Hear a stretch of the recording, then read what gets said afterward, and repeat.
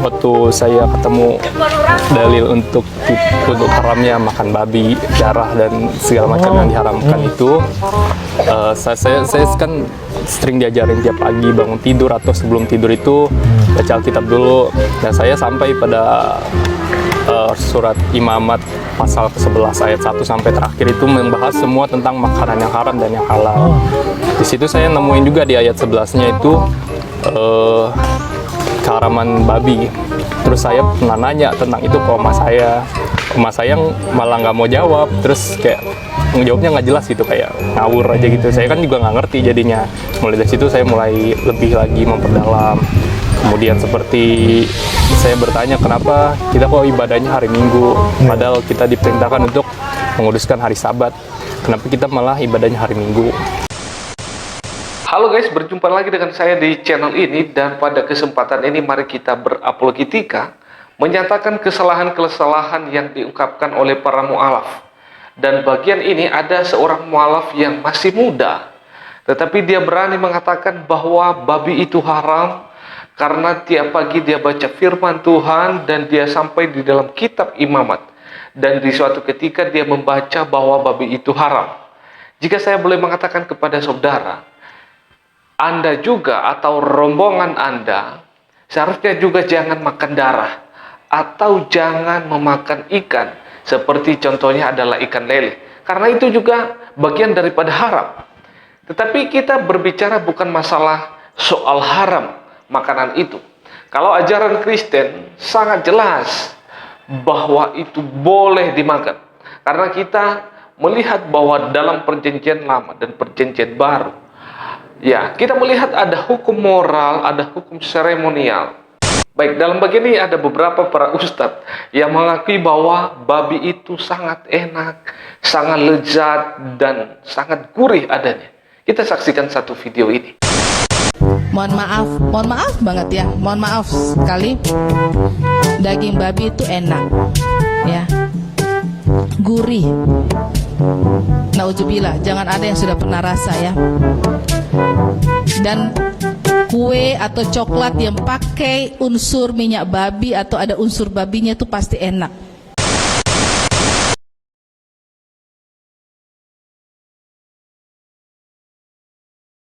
Pak Ustadz, coba dulu kasih tahu kepada kami bahwa itu sangat enak adanya. Bukan hanya enak, tetapi empuk. Daging babi itu daging paling manis, paling empuk, paling wangi loh. Bahkan selama saya masuk Islam belum pernah saya makan daging seenak daging babi. Betul enak sekali gitu kan. Coba sekali lagi dulu lah, masih kurang jelas. Daging babi itu daging paling manis, paling empuk, paling wangi loh. Bahkan selama saya masuk Islam belum pernah saya makan daging seenak daging babi. Betul enak sekali gitu kan. Apa Pak Ustadz? Daging babi itu daging paling manis, paling empuk, paling wangi loh. Bahkan selama saya masuk Islam belum pernah saya makan daging seenak daging babi. Betul enak sekali gitu kan.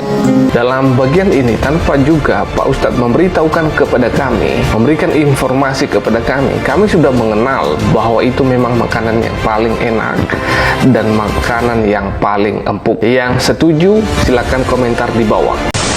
Kalau babi hutan itu kotor, kalau babi ternak, babi kota itu sudah dikandangin, udah bersih katanya. Ya tetap aja babi.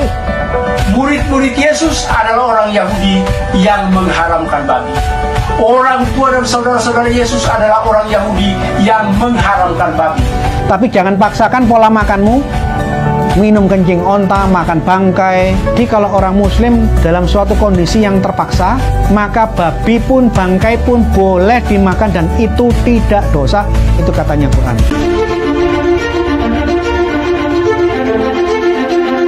Ya, salam saudara-saudaraku yang dikasihi oleh Tuhan. Pada kesempatan ini kita akan melihat apakah hanya orang Kristen saja yaitu yang diperbolehkan yaitu memakan daging babi, atau orang Islam itu sendiri mereka diizinkan atau bahkan boleh memakan daging babi itu. Karena makanan yang satu ini seringkali itu menjadi polemik, yaitu antara Islam dengan Kristen. Jadi dalam bagian ini kita akan melihat, dan silakan saksikan sampai selesai video ini sehingga kita boleh mengerti dan memahami apakah kita dan juga orang Islam diperbolehkan memakan makanan yang satu ini.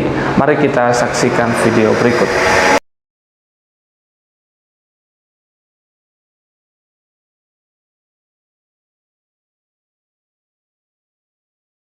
Misalnya saja tentang babi.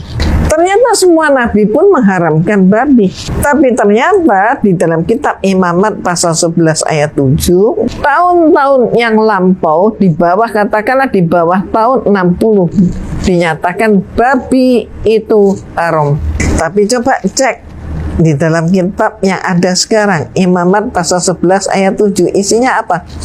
Babi hutan itu haram. Jadi berarti ada sisipan, ada tambahan kata hutan. Jadi apa bedanya babi dengan babi hutan? Mereka katakan kalau babi hutan itu kotor, kalau babi ternak, babi kota itu sudah dikandangin, sudah bersih, ya tetap aja babi. Kitab Imamat. Demikian juga babi, karena memang berkuku belah, yaitu kukunya bersela panjang tetapi tidak memamah biak. Haram itu bagimu, sekali lagi haram itu bagimu. Daging binatang-binatang itu jangan kamu makan, dan bangkainya jangan kamu sentuh. Haram semua itu bagimu. Murid-murid Yesus adalah orang Yahudi yang mengharamkan babi. Orang tua dan saudara-saudara Yesus adalah orang Yahudi yang mengharamkan babi. Taurat melarang makan babi. Tidak ada nabi-nabi makan babi. Para rasul tidak makan babi. Yesus pun tidak makan babi. Tapi kenapa orang Kristen sekarang makan babi? Kemudian dia langsung menuduh ini bukti kekristenan sekarang tidak mengikuti aturan yang dilakukan oleh yang ditulis dalam Alkitab, tidak mencontoh perilaku Yesus sehingga dia makan babi. Pertanyaannya itu seperti ini. Kenapa Sanihum Munir kok usil sekali kamu mempermasalahkan pola makan agama lain? Kristen bukan agamamu. Orang Kristen mau makan ini atau makan itu, kenapa kamu usil, mencaci maki, mencelanya, dan sampai membuat buku tulisan seperti ini? Kamu Sanihum Munir mengutip Imamat pasal 11 tentang aturan-aturan mana yang boleh dimakan dan mana yang tidak boleh dimakan. Kemudian dia mengatakan yang meneruskan aturan Taurat tidak boleh makan babi adalah agama Islam. Jadi yang meneruskan ajaran Yesus ya Islam, bukan orang Kristen. Dan apa yang ditulis Sanihum Munir sudah saya jawab di dalam tulisan saya yang akan saya sampaikan berikut ini. Pertama, Sanihum Munir tidak mengutip secara jujur bahwa hewan-hewan yang dilarang dimakan bukan hanya babi. Taurat melarang unta. Islam makan unta. Islam minum susu unta, bahkan minum kencing unta. Bukan hanya kencing unta, di dalam hadis Sunan Ibnu Kusaimah, air perasan tai unta pun dikonsumsi. Nanti saya akan tunjukkan hadisnya. Kayaknya di dalam Imamat pasal 11, pelanduk luar biasa tidak boleh dimakan. Kayaknya juga unta, pelanduk, terus apa lagi? Kelinci. Babi itu yang keempat. Islam memakan semua yang dilarang oleh hukum Taurat kecuali babi. Taurat melarang memakan selain yang ikan. Ikan pun harus yang bersisik. Segala yang bergerak di air tidak boleh dimakan. Siput air tidak boleh dimakan. Kepiting bukan ikan tidak boleh dimakan. Cumi-cumi, gurita, lele, sidat, belut tidak boleh dimakan. Ini larangan Taurat. Kalian makan semua. Yang dilarang oleh Taurat hanya babi yang kalian tidak makan. Artinya kalau berdasarkan ayat Imamat pasal 11 yang dikutip oleh Sanihu Munir dan saya nggak ada bedanya, sama-sama melarang, melanggar. Nah, kedua, saya ingin bahas menjawab kenapa Kristen makan babi. Di dalam buku saya sudah jelaskan secara eksegese. Tidak ada kata halal dan tidak ada kata haram untuk makanan. Bahasa asli Alkitab tidak menggunakan halal dan haram, bahasa-bahasa fikihnya Islam, bahasa-bahasa hukum tidak. Di dalam Torah, bahasa aslinya menggunakan bahasa-bahasa kesehatan. Jangan makan binatang yang hatameh. Jangan makan binatang yang tidak bersih, unclean animal. Jadi larangan untuk memakan berdasarkan bersih atau tidak bersih. Bukan halal haram, bukan bahasa-bahasa hukum. Dan yang diizinkan adalah binatang-binatang seperti ini. Ikan yang bersisik. Ikan yang tidak bersisik seperti lele tidak boleh dimakan. Berkuku belah dan memamah biak. Selain itu tidak boleh dimakan. Yang boleh dimakan itu dikatakan hatahor.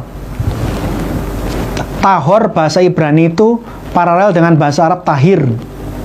Binatang-binatang yang suci, binatang-binatang yang bersih. Jadi kalau kita based on the text, aturan makanan Alkitab itu berdasarkan kategori kesehatan, mana yang bersih silahkan makan, yang tidak bersih jangan dimakan. Plus, jika ada yang makan binatang-binatang yang kotor seperti udang, ini kan tidak boleh dimakan. Lele, makan kepiting, hukumannya apa? Di sepanjang Alkitab tidak ada sanksi untuk orang-orang Yahudi maupun orang-orang Kristen yang makan udang. Ada larangan makanan. Jangan makan udang karena itu tidak bersih. Tapi kalau andai kata saya makan udang, hukumannya apa? Tidak ada sanksinya. Oleh karena itu di dalam Alkitab masalah makanan itu bukan masalah dosa atau tidak dosa, bukan masalah halal dan haram. Tidak ada kata halal dan haram. Saya ulangi berkali-kali di dalam bahasa Alkitab. Yang ada unclean animal atau yang clean animal. Masalah bersih dan tidak bersih. Tuhan menyayangi umatnya yang ribuan tahun yang lalu, yang belum ada ilmu pengetahuan yang sedemikian maju seperti zaman sekarang. Orang ribuan tahun di zaman Musa, jaraknya dari kita ini 3.500 tahun, tidak tahu kalau udang itu, cumi-cumi itu kolesterolnya tinggi.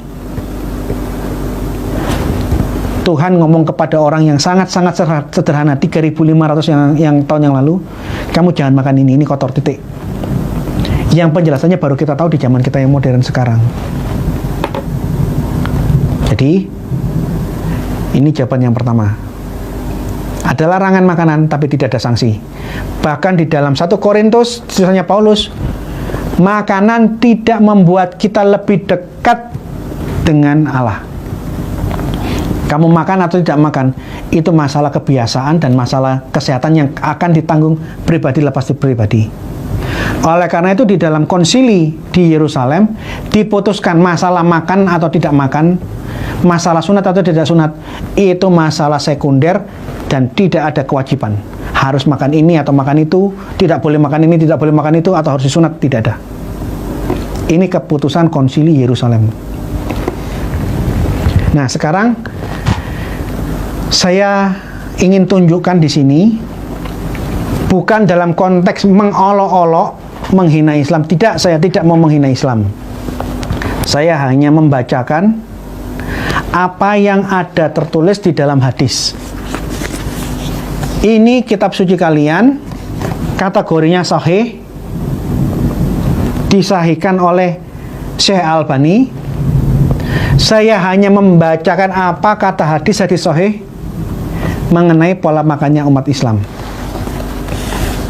Anda bisa saksikan di layar.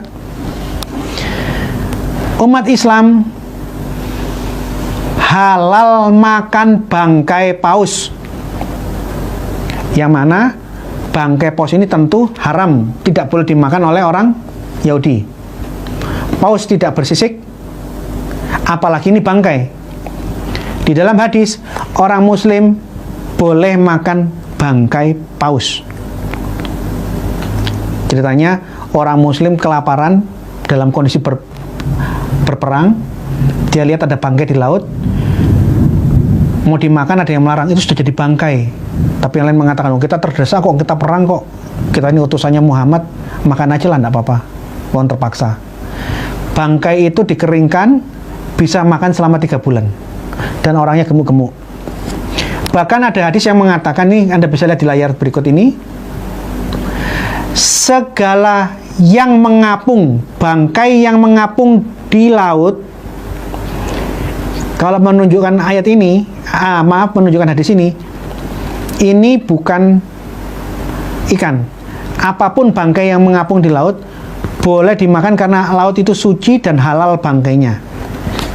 Bagi Islam, memakan bangkai di laut ataupun bangkai ikan paus itu halal, boleh dimakan. Selain itu di dalam hadis dikatakan, ini baca hadisnya, Muslim memakan hewan sejenis anjing hutan. Jadi ini anjing liar dimakan, ini halal. Islam memakan biawak, ini hadisnya Anda bisa lihat. Jadi kadal, biawak itu dimakan, ini halal bagi umat Islam. Kencing onta, ini untuk pengobatan. Anda bisa saksikan ini bukunya, ini hadisnya. Kencing onta dikonsumsi oleh umat Islam.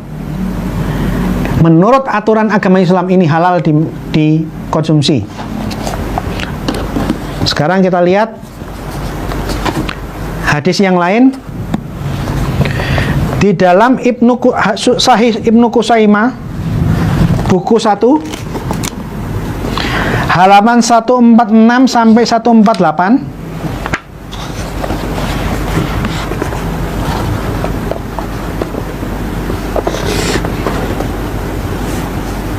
tolong di zoom yang sebelah sini.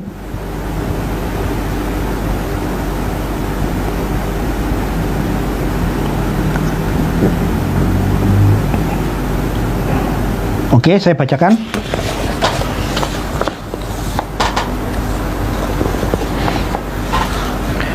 Kami pergi menuju Tabuk. Tabuk itu nama daerah. Saat terik matahari menyengat. Lalu kami singgah di sebuah tempat di mana kami dilanda kehausan sampai kami mengira leher-leher kami akan putus. Sehingga ada seseorang pergi mencari air.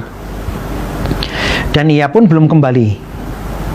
Sehingga ia mengira lehernya akan putus.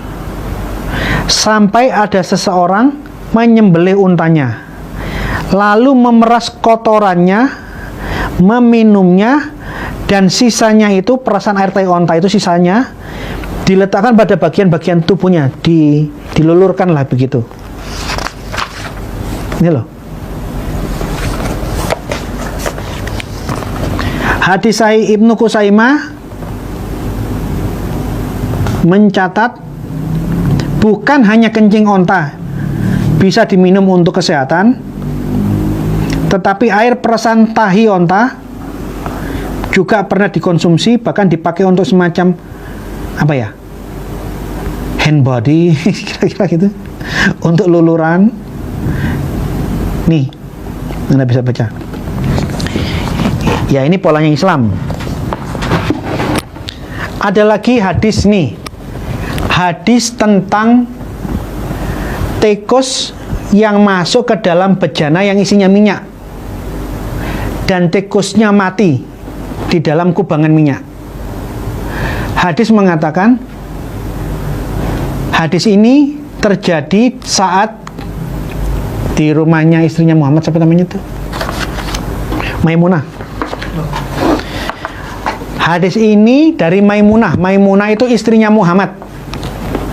Salah satu istri Muhammad. Tapi yang khusus dari istri ini adalah, dari Maimunah adalah,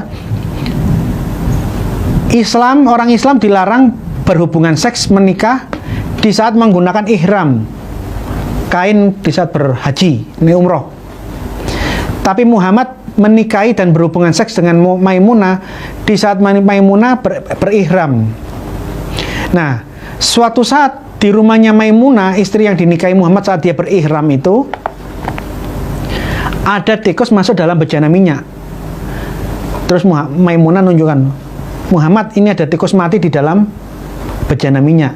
Muhammad bilang, buang tikusnya, cedok minyak sekeliling tikus, minyak lainnya silakan dipakai. Ini caranya orang muslim yang halal di dalam hadis. Ini saya sudah scankan di dalam buku saya. Kalau Anda tidak punya uang untuk beli buku, susah nyari ini, Anda bisa cari buku saya.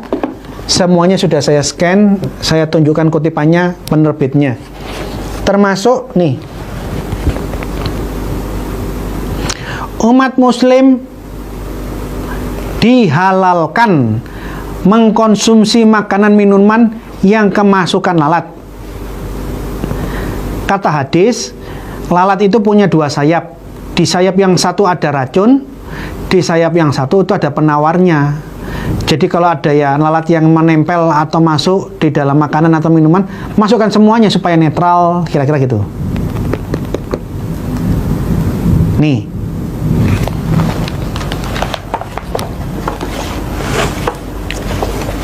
yang terakhir mengenai babi. Di dalam surah Al-Baqarah 173 ada ayat yang mengizinkan makan babi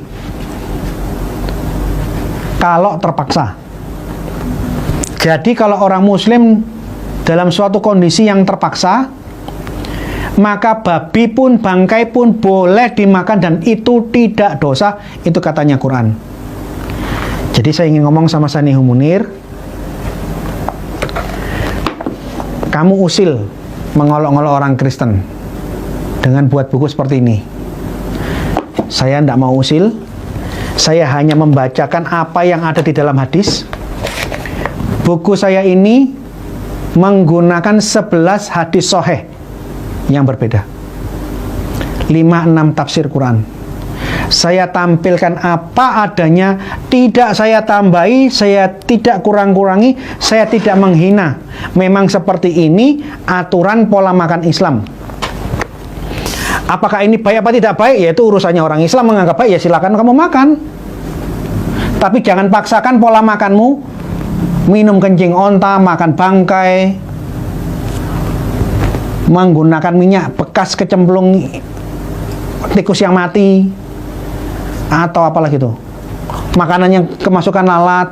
Kalau memang ini sah untuk dimakan oleh orang Islam, ya silakan kamu makanlah. Termasuk ini, kalau memang kalian suka meminum air perasan tai onta, dalam konteksnya di sini nih keadaan terdesak. Kalau memang ini halal menurut Islam, ya silakan Anda konsumsi. Yang ada apa? Kita harus saling toleransi. Saya Kristen sangat menghormati apapun pola makan kalian. Saya tidak pernah menuduh, mengata-ngatai, mengolok-olok pola makan kalian. Kalau ini halal buat kalian, ya silahkan lakukan. Demikian pula, apapun pola makan orang Kristen, bukan urusan kalian orang Muslim. Hormati pola makan kami.